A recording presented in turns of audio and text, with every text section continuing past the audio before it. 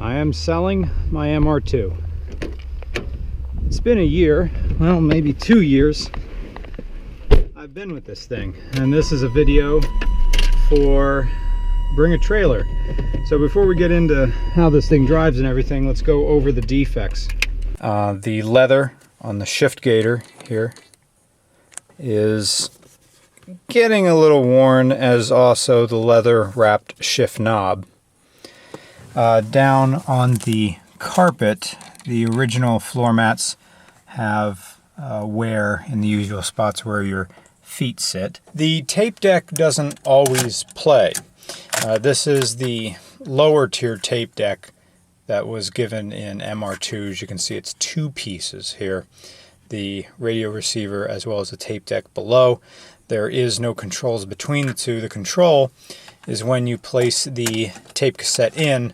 When it clicks down, the source will automatically go to the audio tape. Sometimes it doesn't recognize that an audio tape is in there and it'll still play the radio. To solve that,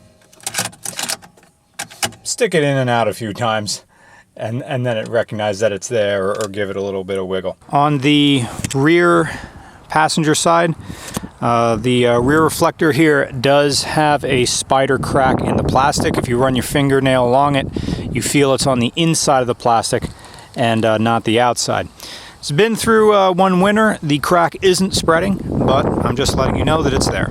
The cruise control works just fine. You set the cruise control by pressing the power right there, and then you set your speed by setting set coast. The stock only has one movement, and that's in. You pull in to go faster, and then you hold this in to decelerate. The power mirrors work just fine. And the air conditioning is converted to R134A, I believe, and that works perfectly well. Nice and cold in the summertime. All speakers are in excellent condition. The audio sounds fine. I replaced the speaker under the driver's seat. Most MR2s came with a subwoofer with its own driver underneath the driver's seat. It's, I think, a 4-inch or 4.5-inch. I replaced that with a general purpose speaker. Sounds just fine. The original one was paper and that was cracked, but now your audio sounds fine. Again, because it's a lower tier radio, you don't get an equalizer, you just get a tone lever. But if you turn the tone down, you get a little bit more bass, and your 80s music sounds just fine. This being a Mk1b, it has the updated manual transmission, less prone to fifth gear pop out, and this fifth gear doesn't pop out. The only thing you want to be cognizant of is that you should always use fourth to accelerate. You should never put it in fifth and then romp on the gas. That's a no-no. You need to pass somebody, put it in fourth. That's where fifth gear pop-out damage happens, is when you nail it in fifth gear. Always use fourth. Even though it's an updated transmission, you're good to do this due diligence. I don't drive this enough. It's so perfect, I get paranoid whenever I take it out. And I suppose this is the type of story that a lot of people get into when they get into the car they always wanted. They want to protect it so much they never enjoy it. Which isn't to say that I don't enjoy it. I get very concerned, very protective whenever I take this car out. If I would keep this car, I know what would happen, because it was what was happening. It was staying under a car cover. I'd look at this and I'd look at the Falcon and I'm like, oh, I'll just drive the Falcon. Because I didn't mind if it got scratched or people leaned on it or anything like that. So, while this is a ton of fun, I don't want to get hurt. And I don't want to be that guy who just has a car that just keeps it in the garage and doesn't drive it and doesn't enjoy it. I do enjoy it, but I don't feel I'm giving this MR2 the fun life outside that it deserves.